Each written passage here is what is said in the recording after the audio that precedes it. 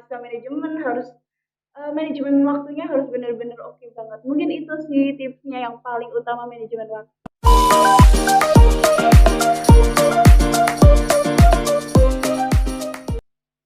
Halo guys, gimana nih kabarnya hari ini? Baik kan? Selamat datang di HMJ Manajemen Podcast episode 2. Nah, kali ini bersama saya selaku MC Fania Intan Nabila di acara podcast kali ini yang bertema tentang belajar mengembangkan usaha pembisnis muda. Nah, apakah kalian pembisnis muda? Dan ingin tahu cara mendongkrak omset penjualan di masa sekarang? Nah, podcast kedua ini akan membahas tentang strategi-strategi pemasaran yang bisa mendongkrak omset penjualan. Kali ini narasumber podcast kita yaitu seorang mahasiswa aktif Universitas Setiabudi tahun 2017, yaitu Kak Desi Ristinata-Sari, Sarjana Manajemen. Halo Kak Desi, apa kabarnya nih? Halo, baik alhamdulillah. Sebelumnya perkenalkan dulu ya ke teman-teman yang ada di HMJ Manajemen Podcast. Oke, selamat siang semuanya. Assalamualaikum warahmatullahi wabarakatuh. Hai untuk teman-teman Himage, seluruh mahasiswa Fakultas Ekonomi dan seluruh pemirsa podcast ya. Nama aku Desi Ristiana Sari. Aku mahasiswa aktif Universitas Setiabudi Surakarta pada tahun 2017. Nah, Kak Desi ini sangat aktif di berbagai organisasi, baik di dalam maupun di luar kampus. Nah, salah satunya Kak Desi ini pernah menjadi Wakil Ketua UKM atau IKM Nusantara tahun 2021. Selain itu, Kak Desi juga memiliki banyak sekali pengalaman kerja loh. 2 di antaranya menjadi manajer pemasaran di PT Mandiri Jaya Propertindo tahun 2021-2022 dan menjadi Kepala Bagian Pemasaran di KSPPS Bina Mandiri Insani tahun 2021-2022. Nah, Kak Desi ini juga sedang dalam persiapan pembukaan CV yang diharapkan bisa memberdayakan masyarakat sekitar, di mana di dalamnya nanti ada beberapa bidang usaha seperti fashion, kulineri, dan ada yang sedang dalam proses yaitu semacam jasa kontraktor, ya kan Kak? Ya, benar banget Fania. Bismillah ya, ini selain merintis menjalankan usaha yang kemarin udah kita jalankan, ini kita juga lagi tahap merintis beberapa proyek seperti bidang usaha yang seperti tadi Fania sebut. Nah, kita mau tanya nih Kak, sedikit tentang Kak Desi ini. Kenapa sih Kak dulu memilih di Universitas Setiabudi dan kenapa harus di jurusan manajemen? Sedangkan kan di Universitas Setiabudi itu kan banyak sekali ya Kak jurusannya. Benar banget. Oke, izin menjawab ya untuk Fania.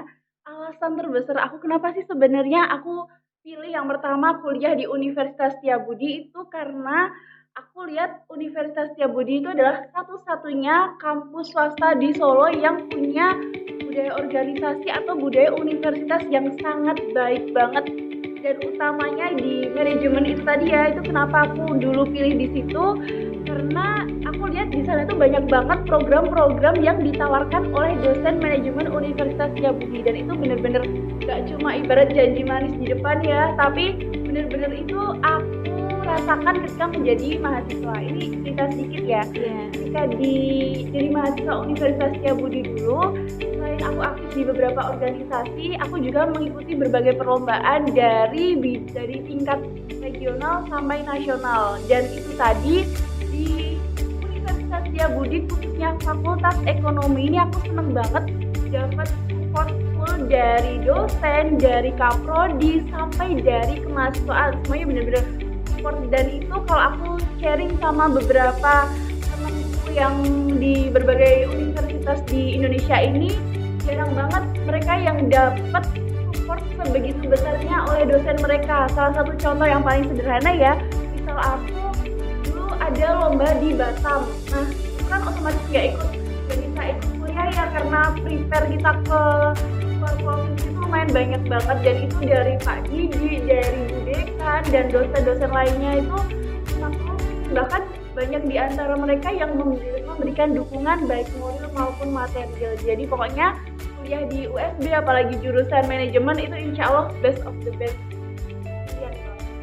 Nah, tadi kan udah dijelasin ya Kak, kalau Kakak itu juga aktif dalam berbagai organisasi lah. Gimana sih Kak caranya membagi antara kuliah dan organisasi? Kalau cara aku bagi waktu itu sebenarnya mudah banget. Jadi yang pertama, kita harus menjadi manusia yang disiplin waktu. Itu agak susah sih. Nah, caranya biar gampang gimana? Kalau aku menerapkan cara yang agak klasik, tapi menurutku ini lumayan efektif banget Fania. Jadi aku tuh semacam hampir per minggu aku itu selalu ada kayak jadwal schedule harian yang itu aku tulis per jamnya. Misal jam segini aku ormawa rapat, jam segini aku ngurus lomba, jam segini aku ngurus bisnis, jam segini aku kuliah. Jadi dari situ, dari jadwal itu melatih kita untuk disiplin kayak gitu. Jadi dengan adanya kita disiplin waktu secara nggak langsung, kita jadi bisa terkontrol nih untuk pembagian waktunya. Jadi kayak bisa berjalan semuanya. Sebaliknya, ketika kita punya banyak aktivitas tapi manajemen waktunya kurang pas, itu takutnya juga bukannya kecapai semua jadi berantakan kan ya. Apalagi kita mahasiswa manajemen harus manajemen waktunya harus benar-benar oke banget. Mungkin itu sih tipsnya yang paling utama manajemen waktu. Oke, nah dalam menjalani bisnis nih Kak, apakah ada sih dukungan dari pihak kampus? Dukungan seperti apa yang diberikan oleh kampus untuk Kakak? Oke, untuk menjawab dukungan kampus terkait bisnis ya. Iya. Sebenarnya ini hampir sama sih yang aku jelaskan kayak waktu dukungan mengikuti perlombaan karena aku awalnya merintis bisnis ini sebenarnya dari kampus itu. Jadi mereka bagiku kampus ini bukan cuma sekedar memberi support, tapi mereka adalah awal mula dari aku menjalani semua bisnisku saat ini. Jadi nggak cuma mendukung, tapi contoh nyatanya adalah bahkan aku sampai sekarang menjalani bisnis dengan salah satu dosen di Universitas Setiabudi Surakarta. Jadi benar-benar Universitas Setiabudi ini nggak cuma memberi peluang kita untuk menjadi seorang entrepreneur, tapi bahkan mereka juga selain memfasilitasi, bahkan mendampingi kita, nggak cuma selama masa perkuliahan, tapi sampai aku jadi alumni, sampai sekarang mungkin tadi kalian tahu ya ada dosen di depan, jadi sampai bener-bener se-all out itu dosen Universitas Setiabudi Surakarta dalam hal membina kita untuk menjadi seorang wirausaha. Oke, nah tadi kan kita udah ngobrol-ngobrol sedikit nih sama Kak Desi tentang kenapa Kak Desi kuliah di Universitas Setiabudi dan kenapa memilih jurusan di manajemen. Oke, langsung saja kita akan ngobrol sekaligus tanya-tanya sama Kak Desi mengenai strategi pemasaran produk di era digital. Nah, sekarang ini Kak Desi lagi sibuk apa sih Kak? Apa ada bisnis atau kesibukan lainnya gitu Kak? Jadi kalau untuk aktivitas aku ini sebenarnya lumayan padat banget untuk di setiap harinya itu aku masih aktif bekerja di satu perusahaan dan satu lembaga keuangan. Jadi aku seperti yang Fania sebutkan tadi, sampai sekarang aku masih aktif jadi manajer pemasaran. Bahkan kemarin sempat jadi PLT atau pengganti direktur selama beberapa waktu. Aku masih aktif di PT Mandiri Jaya Propertindo sama di KSPPS Bina Mandiri Insani sebagai kepala pemasaran. Selain itu, biasanya sorenya atau di weekend atau ketika ada hari libur seperti ini, aku mulai ngurusi beberapa bisnisku yang kemarin udah berjalan, yang seperti bimbel dan lain-lain, dan yang mulai aku rintis, bukan aku rintis sih, tapi lebih ke kayak ekspansi lah istilahnya. Kalau kemarin ibaratnya kan kita kan buka kayak semacam ini kenapa aku sebutnya kita karena aku punya dua bisnis. Jadi yang pertama itu benar-benar pure aku kelola sendiri. Yang aku kelola sendiri itu ada kayak pertama bimbel, yang kedua kayak semacam di properti. Jadi aku sejak kemarin kan ini aku cerita sedikit ya. Jadi aku bukan Hamin, H+8 wisuda itu alhamdulillah aku beli rumah di daerah Boyolali dan di situ aku udah karena aku waktu itu belum berkeluarga kan ya. Jadi aku sewakan properti tersebut. Jadi aku mulai merintis bisnis properti ketika sebelum wisuda karena kan udah mulai bangun segala macam ya. Selain itu juga selain properti dan bimbel yang aku kelola sendiri, aku juga ada beberapa tim, salah satunya Bu Finisha, dosen sama temanku yang tadi ke sini, Aziza, itu kita ada banyak banget bisnis di antaranya pembuatan gaun sama pakaian, kemudian ada juga kita mau bikin bisnis franchise dan kemudian untuk kontraktor. Itu ini yang kita baru mau rilis terbaru itu kontraktor. Kalau misalnya yang making baju itu udah insya Allah udah jalan 2 tahunan. Tapi kalau yang terbaru juga itu sewa baju. Kenapa kok kita eh, merintis bisnis sewa baju sedangkan kemarin kita udah nyaman di bikin baju nih. Nah, itu insya Allah nanti akan aku jelaskan di sesi berikutnya ya. Kenapa sih kok udah nyaman di pembuatan baju kok aku malah buka bisnis baru justru persewaan aja kayak gitu. Mungkin kita spill dulu ya. Iya. Wah, lumayan banyak ya Kak Iya. bisnisnya. Nah, motivasi apa sih Kak yang bisa mendongkrak Kakak untuk memilih bisnis ini? Oke. Motivasi terbesar aku bisnis ini kayaknya agak sedih nih. Tapi ya bismillah ya aku ceritain. Jadi teman-teman, aku ini bukan berasal dari orang yang mampu. Aku bukan berasal dari kalangan kaya dan lain sebagainya. Bahkan aku ini nggak mungkin teman-teman bisa masuk di Fakultas Ekonomi USB kalau bukan karena jalur beasiswa bidik misi. Jadi bisalah ya dikit-dikit ini melihat backgroundku seperti apa. Jadi di tengah keterbatasanku itu tadi, aku mau nggak mau harus survive sama keadaanku. Dan dari situlah aku mulai membuat beberapa bisnis. Terus aku mulai berpikir, di Indonesia ini angka kemiskinan masih sangat tinggi jika dibandingkan dengan negara-negara yang lainnya. Nah, dari situ aku mulai mikir, kayaknya egois banget nggak sih kalau kita bikin usaha, kita kerja untuk memperkaya diri kita sendiri. Kayaknya kan enggak ya, kayaknya kan egois banget gitu. Akhirnya aku mulai ngajak beberapa teman aku, yuk kita bikin usaha yuk. Siapa tahu dengan usaha kita ini selain yang pertama tentunya profit ya, tapi selain kita mengacu pada profit, kayaknya bisa nih kalau kita bermanfaat untuk orang lain melalui bisnis kita kayak gitu. Itu juga salah satunya yang menjadi motivatorku itu Mursida Rambe, itu dia adalah punya sebuah lembaga keuangan mungkin mirip yang tempat aku bekerja saat ini, itu namanya BMT Beringharjo. Jadi dia itu awalnya orang biasa dia itu terlilit hutang, kemudian karena dia tahu keterbatasannya dia itu otomatis mikir di luar sana tuh juga banyak yang senasib sama dia. Akhirnya dia mulailah rintis usaha yang sekarang omsetnya itu udah miliaran bahkan triliunan rupiah. Jadi kurang lebih awal dari aku merintis bisnis itu dari pertama dari keterbatasan yang aku punya yang akhirnya bikin aku fight lebih keras dan kemudian yang kedua adalah cita-citaku atau cita-cita kami bersama aku sama tim untuk gimana caranya kita menjadi makhluk sosial yang sesungguhnya, yaitu apa? Yang pertama, berusaha untuk memberdayakan masyarakat sekitar.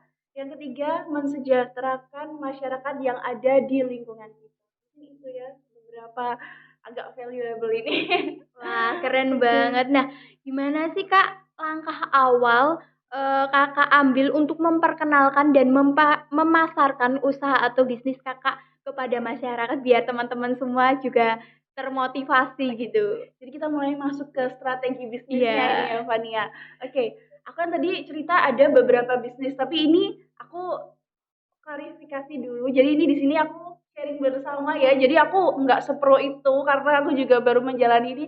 Kan aku lulus baru tahun kemarin banget ya. Iya. Berarti baru 5 bulan lalu. Jadi ini aku nggak sehandal itulah. Tapi ini benar-benar aku sharing untuk strategi pemasaran yang selama ini aku jalani. Jujur itu banyak banget kalau misal aku jelaskan satu-satu. Tapi mungkin aku rangkumkan dikit aja ya di sini. Jadi aku kan ada beberapa bisnis. Yang pertama dari yang aku rintis itu bimbel. Yang kedua, aku mulai masuk di properti, yaitu aku buka kos-kosan. Kemudian pembuatan baju sama sewa baju. Terus yang terbaru ini mau ke franchise sama kontraktor. Otomatis bidang itu kan beda-beda ya, dari properti, dari makanan dan lain-lain, baju. Otomatis di situ strateginya pun berbeda-beda. Ini aku cerita sedikit untuk yang baju. Baju ini lumayan mudah karena apa? Kalangannya kan kita bisa segmennya kan kita bisa tembak di semua kalangan. Misal kita mau menengah ke bawah, kita tinggal bikin aja baju murah.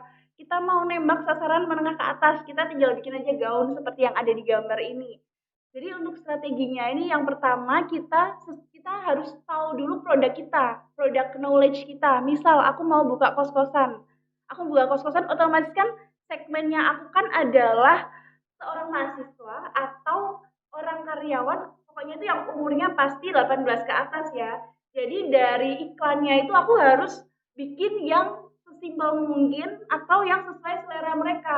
Kan nggak mungkin ya aku bikin pamflet brosur kos-kosan tapi banyak teddy bear, banyak mainan yang lucu-lucu. Jadi itu salah satu contoh sederhana. Yang pertama kita harus punya product knowledge atau pengetahuan produk dari yang kita jual ini. Jangan sampai kita salah sasaran. Contohnya kita baju. Baju kan otomatis yang orang butuhkan itu apa? Kayak pengetahuan akan kain dan lain-lain. Jangan sampai kita salah bikin iklan sampai jadi yang iklan itu termasuk yang penting banget. Jadi selain product knowledge, yang kedua iklan. Gimana caranya iklan kita itu selalu up to date kayak yang sekarang yang lagi familiar di saat ini kan semacam TikTok transisi dan lain sebagainya yang tadinya apa jadi apa. Jadi sebagai seorang marketer atau pemasar, kita harus selalu update dengan strategi pemasaran yang lagi beken saat ini. Dan untuk yang beken saat ini contohnya adalah kita menciptakan konflik. Jadi kalau misal di kuliah itu ada yang namanya mata kuliah manajemen konflik. Dulu kita itu sempet nggak, ini teman-teman udah dapet belum Ivan ya? Udah dapet belum? Manajemen konflik Belum. belum ya? Nah ini sedikit aku spill ya. Dulu waktu kuliah itu sempat mikir kenapa sih kok ada kuliah namanya manajemen konflik, kenapa sih kita harus belajar itu, dan ternyata karena itu strategi marketingnya lagi booming tuh itu. Jadi kadang kalian pernah gak sih lihat TikTok kayak ada masalah nih, aduh aku mau pakai baju tapi nggak ada yang pas dan lain-lain, kemudian jeng-jeng ada hal yang ternyata ada ada penyelesaiannya, solusinya, dan itu ternyata bisa kita pelajari di manajemen USB ini, dan itu sekaligus bisa menambah pengetahuan kita di dunia pemasaran. Selain iklan yang up to date dan product knowledge, hal lainnya yaitu adalah kita harus selalu melek sama perkembangan zaman. Misal nih, misalnya aku suka kebaya itu model kutu baru dan ternyata lagi nggak update, aku nggak bisa dong kekeh sama idealismeku, pokoknya aku kalau bikin baju harus kutu baru semua, kan nggak bisa ya kayak gitu. Jadi aku harus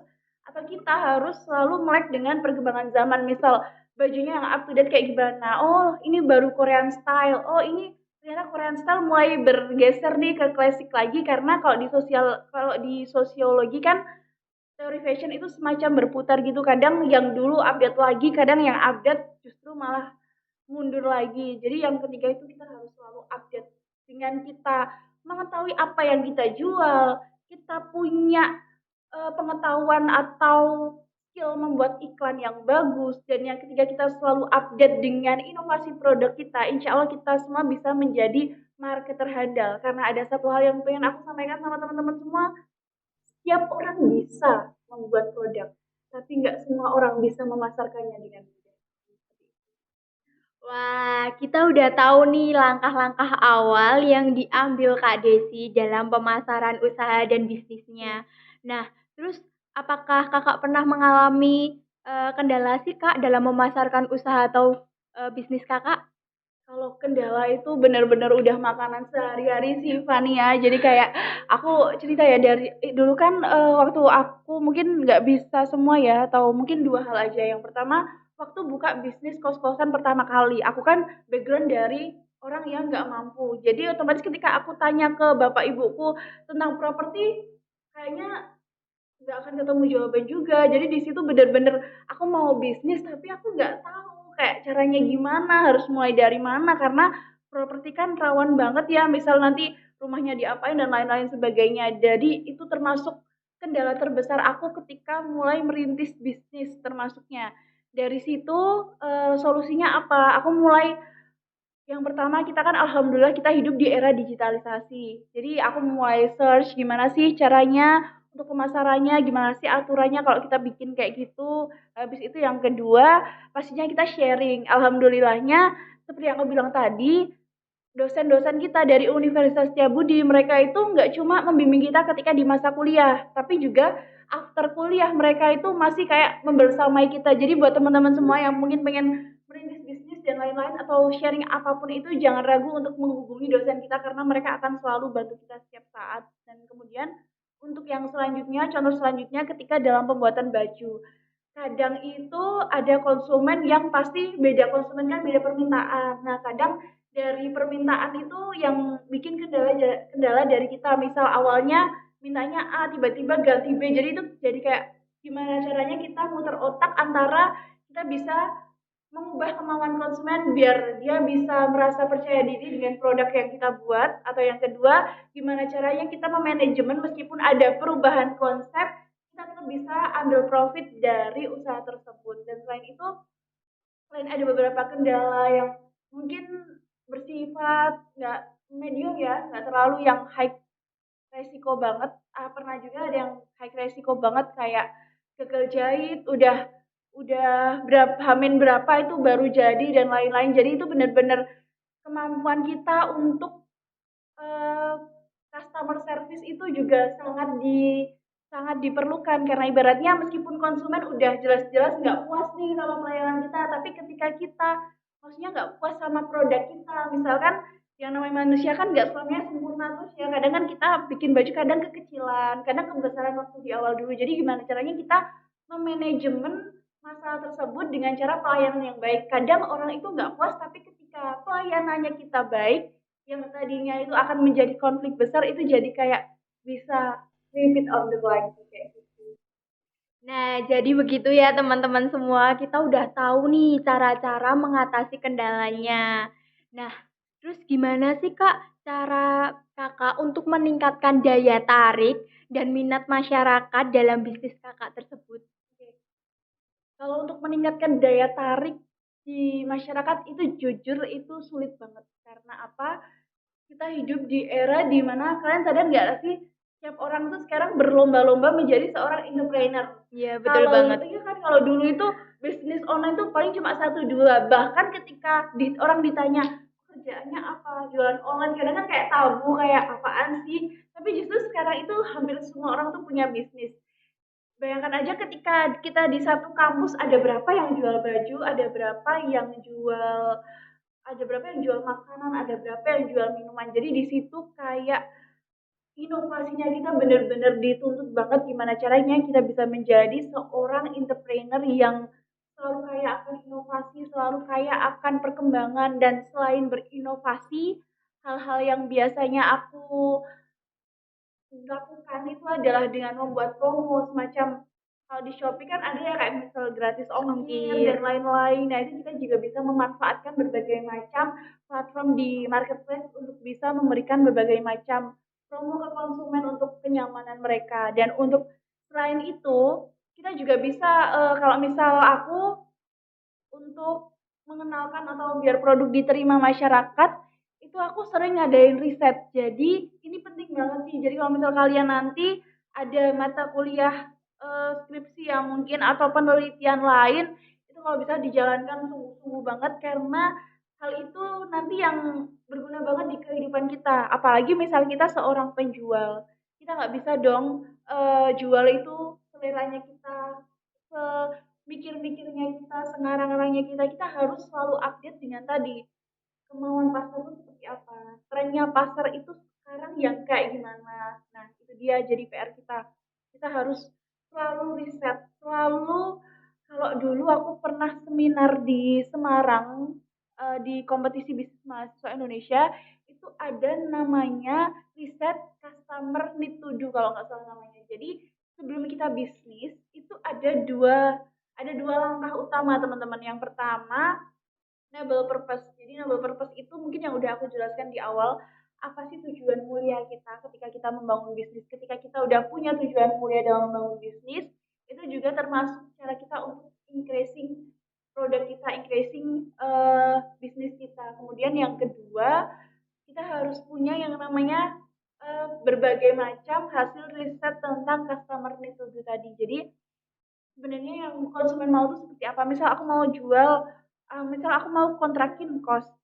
Sebenarnya kos-kosan yang orang mau tuh kayak gimana sih? Misal ya, aku tanya ke satu orang ini, oh yang kamar mandinya itu klosetnya duduk, oke. Yang kedua, yang penting ada kamarnya, yang ketiga yang penting harganya terjangkau. Jadi kalau kita bikin yang ngasal kan otomatis takutnya nanti nggak laku dan lain sebagainya. Nauzubillah. Jadi dengan adanya riset itu tadi sedikit banyak kita jadi tahu nih kemampuan market itu seperti apa. Jadi sampai sekarang pun aku masih di tahap berusaha mengenali pasar agar produkku diterima atau produk kami diterima. Karena ini kan project aku sama tim-tim. Jadi kita bagi tugas biasanya ada tim produksi, ada tim bagian riset, ada tim bagian iklan. Jadi dengan adanya kerja sama tim, kalau dia bertim atau kalau misal diri sendiri ya manajemen diri itu bisa membuat produk kita diterima baik oleh masyarakat ketika kita mampu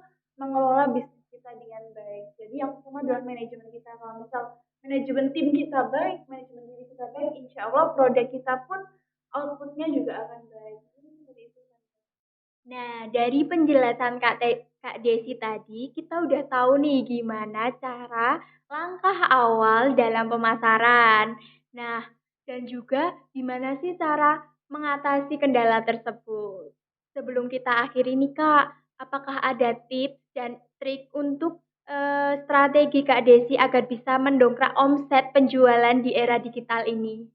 Oke, sebelum kita berbicara tentang omset, aku boleh tanya dulu dong nih, untuk yang ada di sini ya, yang ada di studio mini kita khususnya, ini coba dong aku minta angkat tangan, hands your hand yang punya bisnis yang atau udah punya usaha sekecil apapun itu coba dong, angkat tangan. Apapun itulah, entah jual jilbab, jual masker. Oke, satu namanya siapa kalau boleh tahu? Karisma, ada lagi mungkin? Siapa? Putri. Oh iya, Putri yang kemarin chat itu ya? Oh iya, jadi gini, sebelum kita berbicara tentang omset, kita harus berbicara dulu tentang memulai bisnis. Jadi takutnya kan nggak semua orang kan punya bisnis. Jadi sebelum aku berbicara tentang menaikkan omset, aku pengen memotivasi dulu teman-teman. Nggak memotivasi sih, lebih ke mengajak teman-teman. Mumpung masih muda, mumpung masih semester awal kan ya, hitungannya belum terpusingkan oleh skripsi, KKN, dan lain-lain. Ayo kita bareng-bareng kita buka bisnis, apalagi kita kan masyarakat atau warga fakultas ekonomi. Jadi kita harus mulai mengembangkan diri kita karena apa? Aku ngerasain ya ketika aku udah lulus ini, ketika kita lulus jumlah kelulusan mahasiswa dengan pangsa lowongan kerja atau industri itu kadang lebih besar sarjananya atau mahasiswanya. Jadi kalau kita nggak mandiri sedari dini itu jangan sampai kita nanti menjadi sarjana yang nggak tahu ke depan mau seperti apa. Jadi sebelum kita berbicara tentang omset, aku pengen ngajak teman-teman semua buat bikin bisnis, nah sekecil apapun itu, dan itu bisa dimulai dari hal yang sederhana, Fania. Sebelum kita bikin bisnis, kita mungkin bisa dengan mengikuti berbagai macam perlombaan yang ada di Universitas Setiabudi. Karena selain itu bisa memberikan bisnis yang membuat kita menciptakan bisnis yang baik, itu juga bisa menambah nilai kita, apalagi dengan adanya kampus Merdeka ini. Seperti yang kemarin di podcast sebelumnya kan ada Tania, salah satu mahasiswa. Jadi dengan adanya kita bikin bisnis, siapa tahu nanti selain nilai kita bagus, itu juga akan bermanfaat untuk ke depan. Kemudian untuk kita setelah membuat bisnis, ibaratnya misalnya kita semua udah punya bisnis nih, gimana caranya kita bisa naikin omset? Sebenarnya untuk menaikkan omset itu jawabannya mungkin hampir sama pertanyaan sebelumnya. Jadi dengan kita selalu inovasi terus menerus, dengan kita gak cuma stuck di satu bisnis. Ini kadang sih yang orang itu ada beberapa yang berkembang karena kadang ketika dia punya satu bisnis, nah aku bikin baju kan, udah nyaman di situ, nggak berinovasi, kadang omsetnya ya stuck di situ. Kayak tadi kan aku sempat spill kenapa dari bikin baju jadi beralih ke sewa baju. Nah ini juga salah satu cara untuk menaikkan omset. Misal satu gaun itu seharga Rp1.000.000, tapi kita sewakan kali sewa harga 300, kadang 3 kali sewa aja kita udah balik modal gitu loh. Apalagi kalau satu gaun ini disewa sekali bisa berapa kali lipat. Nah itu kan salah satu contoh sedikit aja gimana caranya kita naikin omset, yaitu dengan kita selalu berinovasi terhadap produk kita dan jangan stuck di zona nyaman kita. Meskipun kita nyamannya itu kuliah rapat ibaratnya, tapi ketika kita punya waktu lebih untuk bangun usaha, bangun bisnis sekecil apapun itu jalan.